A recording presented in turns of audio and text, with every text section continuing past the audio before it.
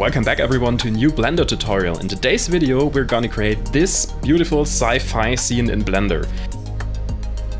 As usual, I'm gonna show you everything from start to finish, starting with blocking out the scene to materials, shading, lighting, and finally, of course, the post-processing in Photoshop. With that said, thanks for tuning in and let's dive right into Blender. The first step in every project I do is to block out the scene. What does that mean? That means gathering reference on ArtStation, Pinterest, Google Images. And building up my idea, building the visual language I want to tell the story in. I want to have a ship hangar, spaceship hangar with the Earth in the background and an astronaut standing there watching into the distance.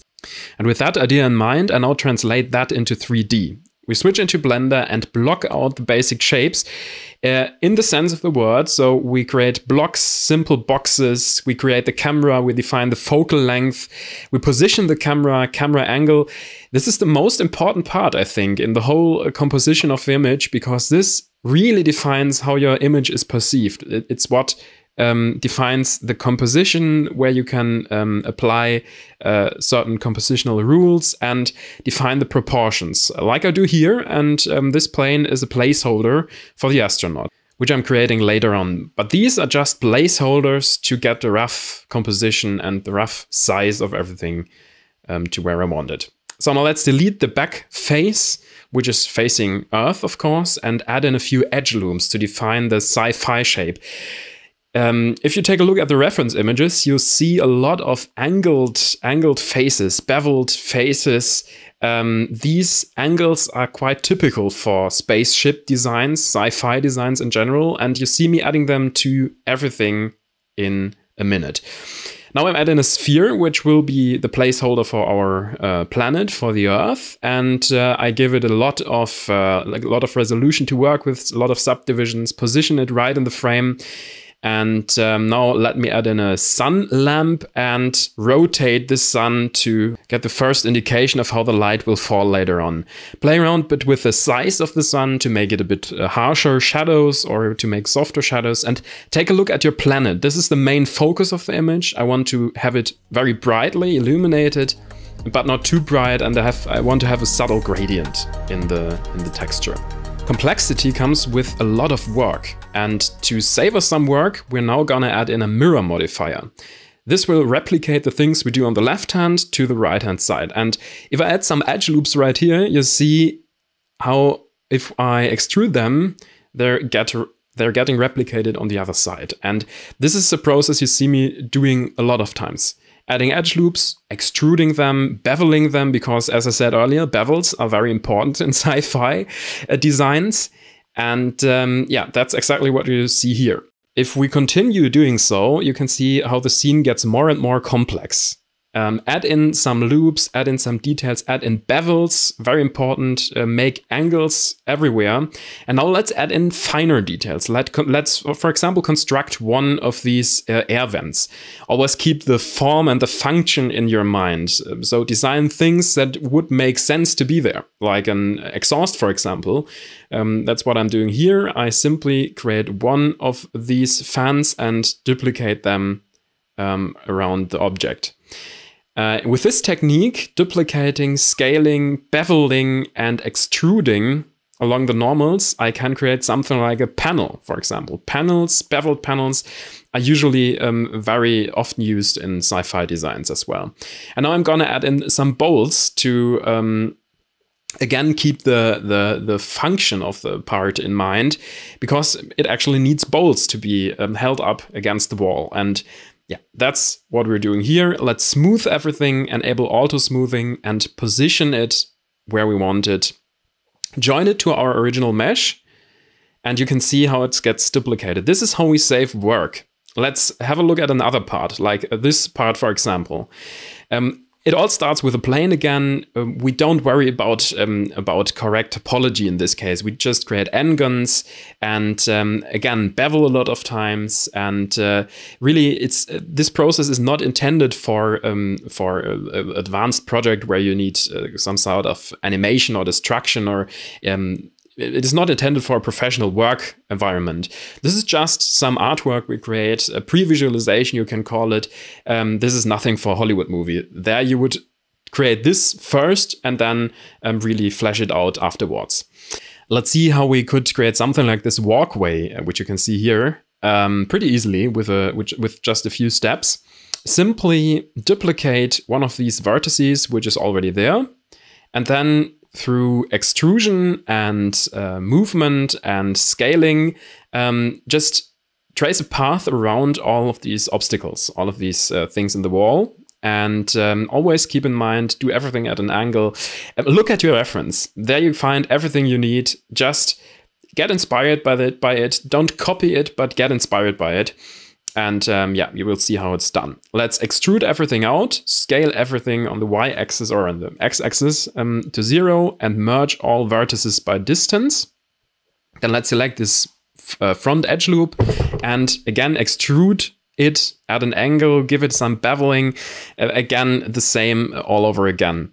To create this railing, I'm gonna extrude it again at an angle, of course, and convert it to curve, give it some bevel, and now you see this creates the main shape.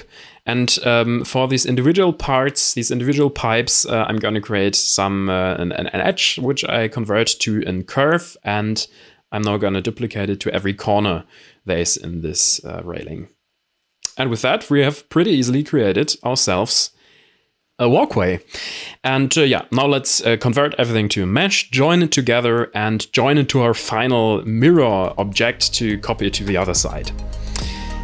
Next step is creating plates and panels, often used in sci-fi designs. These fans, these blades, these exhausts, you can see them a lot of times.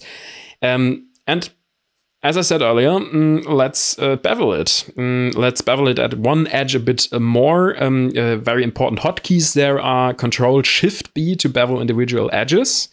And make sure to always apply transformations, especially scaling, because this will prevent your mesh from distorting when you're beveling it. And now you can see me using Shift-R, a hotkey used to repeat your previous action, to duplicate it, and to duplicate these individual fan blades. To remove these axis parts, I'm now going to use the Boolean operation in Blender. So copy this base part, extrude it into a volume, and place it exactly where your individual objects are. And now let's add in a Boolean modifier, and with intersect mode, apply it. And now you can see pretty easily we've got rid of all of these axis parts. And you can create a variety of these. You are not limited to just creating one. You can do a bunch and then place them wherever you want in your scene, on the floor, on the ceiling, on walls. Yeah, the choice is yours. Yeah, there are no limits for that. Now let's have a look at these panels. Paneling can be done with this easy trick. Let's copy the mesh we want to create panels on, make it into its own objects, and add in a few edge loops. And then randomly select 1, 2, or 3 in a bunch to create an interesting pattern, and then press P to separate these face groups in their individual objects. With all of these objects selected, go into edit mode, press Ctrl A, and with individual transformation enabled, let's scale them slightly. So there's a small little gap between them. And then go in by hand and manually move the edges so they're fitting a bit more evenly. Now select everything again and select only the boundaries, the boundary loops. Press Ctrl-Shift-B to bevel them to give this typical sci-fi pattern. And then press E to extrude them. And now you can see we have created some paneling. And you can distribute that across all of your ship. You can basically select every surface and place it wherever you want. Now let's have a look at sci-fi props, because they are important as well in such a scene. These could be these boxes, these or pipes, for example, or some sort of gas container. I create a simple box, again, bevel it, and use the Boolean operation once again. And I could do this in a good topology way, I'd say, but in this case, it's just about speed and not about accuracy. And with a Boolean operation, I'll use the bool tool, very, very helpful. I can cut out some parts of this cube. I use a mirror modifier to save myself some work, and again, create some plating, because plating always looks great. And add in some details with extrusions, with simple shapes. In the end, everything is basic shapes. And if you add enough of them, you can create pretty complex looking objects. And now I'm gonna place them randomly, join them to the original mesh to create some interesting elements. You could add some lights, for example. This would be pretty cool. Yeah, this is your creativity. Get inspired by what you see in other artists' renders, for example, but it's pretty easy to build your own thing there. This is no problem whatsoever. Yeah, now let's distribute them around this cube. Join them back again to the original mesh. And add in more and more details. Here I'm gonna add in a lamp with a sphere, for example. Smooth your objects and turn on auto smoothing. Add in a bevel modifier that could really help, because in the end everything needs to be beveled somehow. And then place a few of these boxes on top of each other. Always add in irregularities. This is very important. This is true for these gas containers here as well. I mean, yeah, you can add some repeating elements to save yourself some work, but you always have to use them in a creative way and give them some irregularity, be it through asymmetry, be it to the rotation, position, transformation, which is different. And you can see me doing that right here. I rotate them slightly, place them in a different orientation, different position on top of each other, because this is how it would be done naturally. Because it's the imperfections that make something look real. Because if it's too perfect, it looks always fake. And it's the imperfections which take a lot of time to do, of course. So these are just two examples of props. Now let's create pipes. Pipes are great to add detail quickly, and you can find them everywhere, like in this case right here. There's a cool method to create a pipe. Just create one vertice from a plane and extrude it with angles, of course, as we've spoken about earlier, and extrude it in a shape you like. Press Ctrl-Shift-B to bevel all of these vertices to make them round. Convert it to a curve and bevel this curve, and voila, you've got a pipe. It's pretty easy. I add in a mirror modifier right here to give it instantly more complexity, and I can place them on top of each other. There's a different way to create pipes. You can start with a cylinder as well. Press Alt-E to extrude along your normals to create these kind of extrusion effects, and randomly extrude these things, place them, scale them, connect them with each other. You can create some interesting connections. Go into the Z-axis. Don't stay just in one plane. Move up the Z-axis like I do here with the next pipe, and do things that make sense. Connect these pipes with each other. Don't leave them hanging around at the ceiling, because that doesn't make sense. Of course, if I had more time, I would go in and add some holding clamps, for example. Add in different shapes. Don't just stick to these round pipe-like shapes. Add in some metal beams, for example, and play around with different forms, different levels, and but don't make yourself too much work, because you can use and reuse things. This is the key to complexity. Nobody wants to create every object individually. Just reuse like I do here. And if you look at it from a distance, you won't be able to notice it. And yeah, then it's always an interplay between a lot of complex parts and surfaces which don't have a lot of details on them. And this makes things interesting, because it really leads your eye. Why am I hiding the complexity I created earlier with that? Because this looks a lot more real. Let's add in things that hide other things. And this is very important if we look at the composition later on. I will go a bit more into detail with that. Now let's create this light fixture. You've seen me doing that a lot of times by now. And place it up there. As you look into this mess of cables and pipes, you see that it is not just all uniform, not just all symmetrical, but that it has some asymmetry as well. And you see me doing these pipes a lot of times in different scales, sizes, and this really adds a lot of complexity pretty quickly. So now let's cut in something into our floor. I like to create a small little platform here, place your vertices where you like them, bevel the edges, extrude it, and then Shift D and extrude this little platform out to make effect like this. A great tip is also to position these side panels, these side walls at different levels.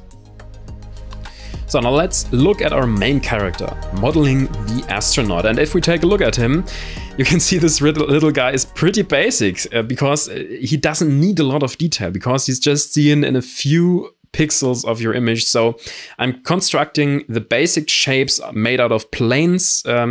I am not going to waste hours and hours to create a very complex character right here.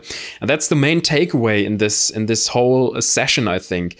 It's reusing parts intelligently by rotating, placing, scaling, and doing creative things there. And it's not wasting too much time creating unnecessary detail. The level of detail needed here is pretty basic, and this really saves yourself some time. And now I go into the sculpting mode, remesh everything to connect all of these objects together, and with a smooth brush I go over that and quickly smooth it up a bit. I'm not very good at sculpting, but it does the job for these few pixels right here. It really works well, I think. And that's the level of detail we need here. Now let's make his backpack, bevel it, and this is a basic box modeling again. We go back, create some shapes, nothing too fancy. He needs some oxygen to breathe, and of course, yeah, this is what we're creating here. Duplicate this asset. While creating a new one, you can save yourself some work. And in reality, this now needs to be connected to his helmet, of course. So let's create some pipes.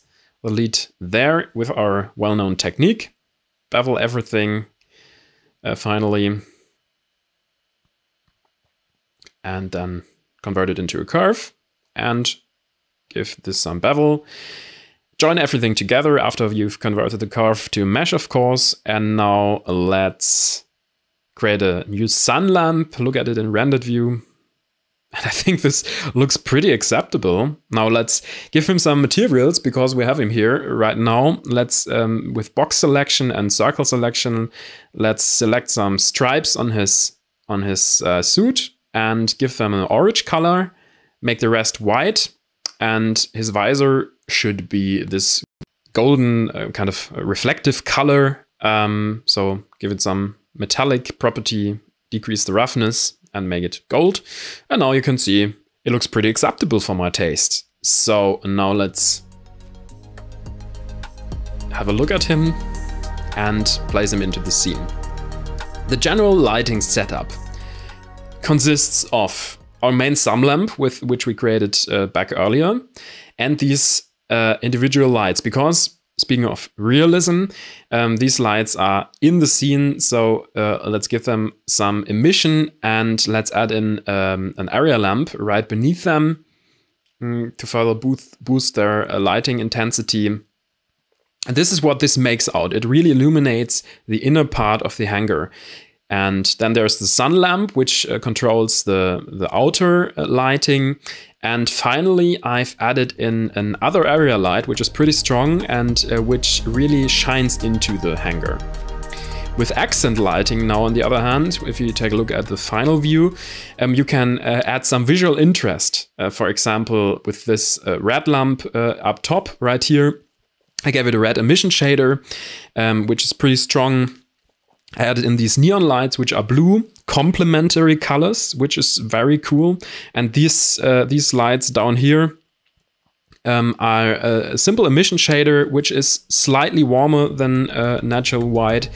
And it is always about this color contrast.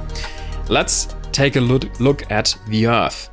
Did I create the Earth myself? No, I didn't. I used a shader, which is a simple drag and drop thing. You can just apply it. It is from this video right here. Christopher Fraser made an amazing tutorial on how to create that and offered it on Gumroad. So make sure to check him out, leave him a like and download the shader, apply it to your model. Now if we take a look at that, you can see it's a very complex setup. I think if you apply it first, you need to manually add in the textures, which you can also download from the link he gives on his Gumroad. And you can control the haze, the atmosphere. This is pretty cool, pretty amazing setup. Make sure to check him out. And if we now apply it, we can rotate our planet to where we like the scene, and we're done. Pretty easy. So now let's shade the hangar. This is a pretty cool technique, pretty cool trick. Because as you know, the thing is we want to save time. This is the topic of this whole video. So select everything, press Smart UV Projection in edit mode, and then go to textures.com and search for sci-fi. And you will find a lot of these sci-fi floors and plates and whatsoever. Download all the textures, place them into a folder, press Ctrl-Shift-T on your principal shader, navigate to your folder, and import all of these textures. This will set up a PBR workflow automatically if you have Node Wrangler enabled. I disconnected the displacement, and now go into edit mode with everything selected and scale around in the UV editor, rotate and place it to wherever you like it. This is called cheating, I would say. Is really cheating because it's adding detail where there is actually no detail. You can select individual parts and scale them differently so that it kind of looks realistic. This is of course not true to life. There are these objects, there aren't any objects in the scene, but with this technique you will get a lot of detail in a pretty short amount of time. This is pretty mind-blowing, this technique, I think. Yeah, of course, if we were in Hollywood, we couldn't do that this way, but I think for this video, for this example, it does the job. And look what makes sense to you. You can play around a bit with the curves adjustment to give it some reflectiveness, because I wanted the astronaut in the center to be reflected on the floor a bit more. And now I added in some depth of field, added in some contrast with the color management, and now I'm ready to render. Let's set a time limit, which I rather prefer than just a simple noise count. And now let's dive into the post-processing Photoshop. Have a look at what we can change with our post-processing. This is pretty mind-blowing, and I will lead you now through every step. First things first, I wanted to make the bottom part a bit darker. So I painted in with a dark brush and change the opacity, set the blending mode to soft light, because I wanted the focus to lead right into the center. Make sure the lightest parts are in the center. This is why I'm increasing the contrast of the Earth, make it a bit brighter, just in this case. The lightest parts should be in the center of your focus, where you want to lead your eye. Yeah, what I'm doing here right now is painting the atmosphere, because the atmosphere of this planet shader is great, but it can be enhanced. So I'm painting in with a blue brush, changing the blending mode, soft light, hard light, choose what you want, paint in with a white brush to make kind of a gradient, and mix everything together, blur it a bit, for example, and then you can really enhance the atmosphere. And make a bit broader adjustments to give a bit more broader glow. Speaking of glow, I added in some glow for the lamps up top. How did I do that? Create a new layer, press Ctrl-E to bake everything down to this one layer. Use Ctrl-L and adjust the levels so only the lightest parts show up, and with a Gaussian blur and an overlay mode of screen, you can now overlay this glow on top of your lamps, which is always cool. You can paint it in manually. I painted it out of the Earth because it was a bit too strong for me. I added in some details back to the planet by using a cloud brush I found online. This is a brush I'm using a lot of times. adding in some clouds and adding a layer mask, and with black I painted over that a bit. This is of course not real. These are not real clouds, but it adds some haze, some atmosphere. Blur it, make it kind of washed out, and this adds in more complexity. As I said, the lightest part and the most detailed part should be in the center of your image. This is a very important rule for composition.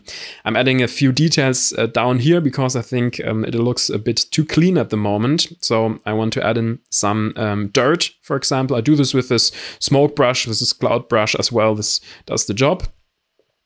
Now I painted in some highlights to our lamps, because at the moment I think the lamps are kind of grayish. To get around that, just paint some lines where the lights should be.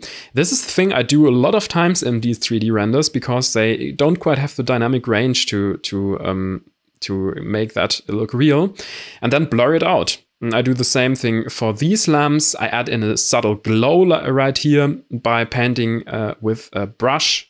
Overlay mode should be screen or overlay or soft light. And I do that with our red lamp up top here as well. I use hard light in this example. I desaturated the image a bit because I felt it was a bit too bright. And then again, I added in some blue coloring right in the center with a soft light blending mode to really get this bloomy effect from the Earth. Then I added in a few stars in the background. I used this Milky Way texture and painted around in the layer mask a bit, used levels to really crush the blacks with screen overlay mode. Now you can really put that up top and paint it in where you want it to have. I added a glow around this outside part, and this is pretty cool. I found this light texture and put it to every one of these lamps. So let's transform it, put it to the lamps, use the perspective transformation in Photoshop to really match it to the lamps. And if you now set this whole thing to a screen blending mode, paint it out where you don't want it to have to appear, then you get a really cool effect. This only should be applied in a very subtle fashion, but it really, really enhances the image. This does so much. This is a pretty amazing technique. Learned this just for this tutorial, and I will use this now in the future all the time. Pretty cool. And I did this for the center red lamp as well. You can color these things with Control U and colorizing. We discussed earlier, with this grunge texture, I'm now going to remove some of this perfection. I overlaid it with a few % of opacity. Up top, a few parts of the image, as you can see here. I used this tilt blur to blur it wherever the camera is blurred, of course. Used some level adjustments to change the brightness. And now I overlaid this on top of the ceiling and on top of the floor. You can use perspective transformation to really match it. This gets rid of this unnatural, uncanny perfection. With these smoke textures, I added in, via the screening mode, a few hints of volume right at the sides. Adding volume is always a good idea. You can colorize them again. And here I added in a few vignettes, like I felt. A cool technique to make things brighter or darker in the image is adding a new layer and painting with white or black onto this layer and changing its blending mode to soft light. And with that, you can really hide certain things, or you can focus the eye on certain things. I do this to all of my 3D renders to give them a bit more depth, micro contrasts is it what I call. This is what I'm doing in the next step as well, which is using a high pass filter. Again, press Ctrl-Shift-E to bake everything onto one layer. Use a high pass filter in a mid-range with a soft light overlay and a few % of opacity. This adds this micro contrast. Again, a good idea would be to paint it in only in the center, because you want to lead the eye to the center. Next thing is a lens flare. I added in this blue lens flare with a screen overlay mode and a low opacity to get some hint of the sci-fi looking lens flare. Speaking of lens effects, I added in this anamorphic kind of glow, which is pretty easy. Again, press Ctrl-Shift-E, Control L to crush the blacks, to leave only the brightest parts, and use the motion blur function in Photoshop with a screen overlay to paint it in wherever you want your this effect to happen. Again, keep it very subtle. Most of the time, do it in an X-aggregated form and reduce the opacity later on. And there I've added in a bit more vignetting because I felt the focus should be led a bit more into the center. What I'm doing here is adding a film stock color lookup table with a low opacity again, painted mostly in the center again to focus the eye. These color lookup tables are great for getting the first rough look into your image. I oftentimes use the film stock or Fuji looks. Sometimes I change the blending mode from normal to color if it gives me too much contrast and I just want the color. And now we take a look at something that is very, very helpful, which is camera raw. And with this camera raw filter, I most of the time do the final adjustments, giving a bit more contrast, a bit more coolness, warmth, depending on what you want. I'm removing a lot of the clarity because this looks kind of artificial. You can define the overall contrast curve, and this is an amazing trick to really color grade your image in this sci-fi look. Give some purplish, bluish colors to the blacks and some more yellowish colors to the lights. And you really get this sci-fi look because they always use orange and teal. And since this is a bit more darker scene, I think this dirty purple in the blacks really shines. With the rulers, I now position it right in the center, do some transformation because I didn't really like the image perspective, but I think I'm now happy as it is this way. And later on, I noticed that I wanted to give more detail around this gate. In a lot of sci-fi movies, these gates are used to keep the air in by using a shield, and I kind of want to mimic this shield effect. For that, I not only painted some brush strokes over, but I used these hexagon patterns right here and used the find edges effect to find the edges. Press Ctrl I to invert this image and drag it right into your composition and scale it to where it fits. And a lot of time I've seen this effect used in sci-fi movies where there are these kind of hexagons emitting out of these shields. And yeah, this is what you see me doing here. I add in first these hexagons up top and down below. Then I add in some glows and some shield effects, and then finally I paint in some of these hexagons to give them a bit more realism and randomness. Yeah, and I think this is our final image. That's everything for today. Thanks for watching. If you want to download the project files, make sure to look in the description below. If you've enjoyed this video, I think you'll be interested in my last two videos as well. The first one where I created this fantasy scene in Blender, and the second one where I created a moody sci-fi animation. Both of them were pretty fun to create, and I hope you enjoy them as well. And finally, I want to say thank you to everyone who's watching these videos and who has subscribed lately. This is absolutely amazing how many people are viewing my videos, and I'm really happy and thankful for that. So thanks again for watching, and see you in the next one. Bye.